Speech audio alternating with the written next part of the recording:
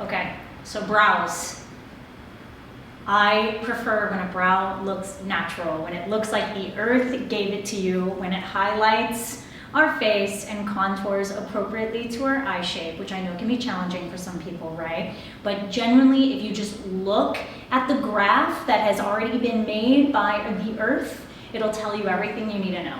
So when it comes to an eye pencil, I prefer something very thin that we can just lightly draw small lines and fill in blanks, right? And then something that has a nice little brush on the end to just kind of floof them up. So something thin, right? And something not super dark.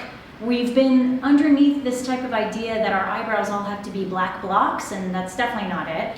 So I often pick a shade that is about a half shade lighter than what your typical hair shade is, and you're just gonna do very small strokes. And you'll notice that that'll give you the best shape and the best fill-in instead of using something that's too dark. I also like when the line of your brow kind of connects to where your eyelash ends.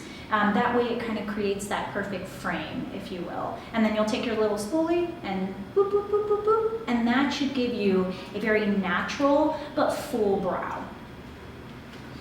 Now, do you think that there's an intersect between dating and makeup? Yes, I do. I think that when we're going out on a date, we're just trying to be the best versions of ourselves, right?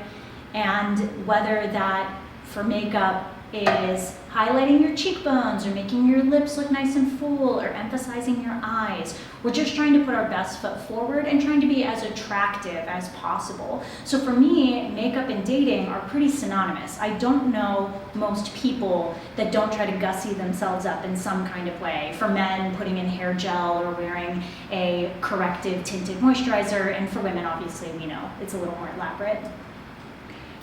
So